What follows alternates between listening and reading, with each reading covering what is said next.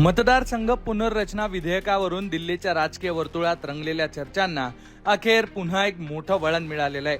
मतदारसंघ पुनर्रचना विधेयक आणि महिला आरक्षण विधेयकावरून गेल्या काही दिवसांपासून वेगवेगळ्या शक्यतांना तामिळनाडूचे माजी मुख्यमंत्री एम.के. स्टॅलिन यांच्या डीएमके पक्षानं एका झटक्यात पूर्णविराम दिलाय। माजी मुख्यमंत्री उदयनिधी स्टॅलिन यांनी घेतलेल्या भूमिकेमुळे केंद्रात एनडीएची पुन्हा एकदा गोची होण्याची शक्यता निर्माण झालेली आहे। नेमकं काय घडतंय सविस्तर समजून घेऊ या रिपोर्टमधून। तामिळनाडूचे माजी उपमुख्यमंत्री आणि डीएमके पक्षाचे नेते उदयनिधी स्टॅलिन यांनी मतदारसंघ पुनर्रचना विधेयकाच्या मुद्द्यावर पक्षाची अधिकृत भूमिका स्पष्ट केली आहे। मतदारसंघ पुनर्रचना विधेयकाला सुरुवातीपासूनच आमचा विरोध होता आणि हा विरोध यापुढेही असाच ठाम राहील, यात कोणतीही तडजोड होणार नाही, असं स्टॅलिन यांनी म्हटलंय।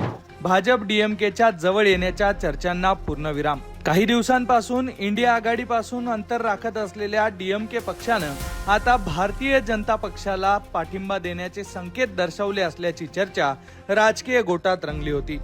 थलपती विजय यांच्या नव्या राजकीय प्रवेशानंतर आणि त्यांच्या वाढत्या प्रभावामुळे तामिळनाडूत राजकीय समीकरण बदलत असताना केंद्र सरकार सोबत डीएमकेची जवळीक वाढते की काय असा संशय अनेक राजकीय तज्ञ व्यक्त करत होते।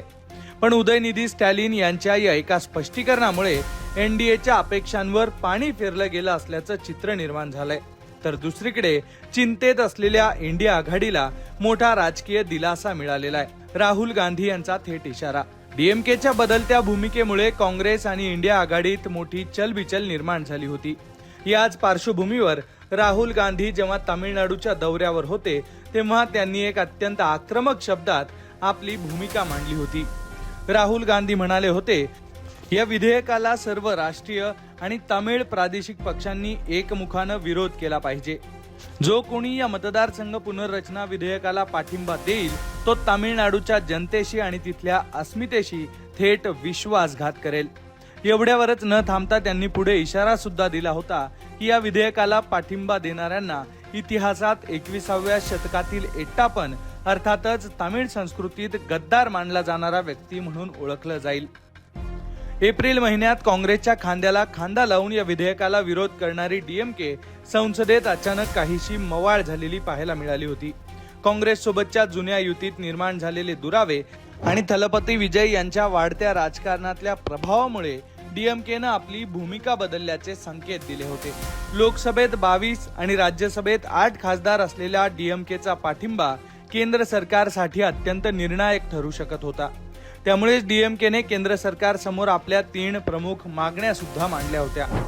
डीएमकेनं म्हटलं होतं की 2011च्या जनगणनेऐवजी पुढील 25 वर्षांसाठी मतदारसंघ पुनर्रचना ही जुन्या अर्थातच 1971च्या जनगणनेच्या आधारावरच व्हावी, कारण दक्षिण भारतानं लोकसंख्या नियंत्रणात उत्तम काम केलंय, त्यामुळे दक्षिण भारतावर अन्याय होऊ शकतो। सर्व राज्यांमधील लोकसभेच्या जागा 50% समान रीतीनं वाढवण्यात याव्यात अशी मागणी सुद्धा त्यांनी केली होती। तसंच प्रस्तावित पुनर्रचनेत प्रत्येक राज्यातील किती जागा नेमक्या वाढणार याचा स्पष्ट उल्लेख संसदेत मांडल्या जाणाऱ्या विधेयकात असावा। या मागण्या पूर्ण झाल्या तर आपण पाठिंबा देऊ असं चित्र डीएमकेनं जाणीवपूर्वक निर्माण केल्याचं बोललं जात होतं। या 3 अटी पूर्ण झाल्यास पाठिंबा देण्याचे संकेत देणाऱ्या डीएमकेने आता मात्र थेट विरोधाची धार तीक्ष्ण केलेली दिसते।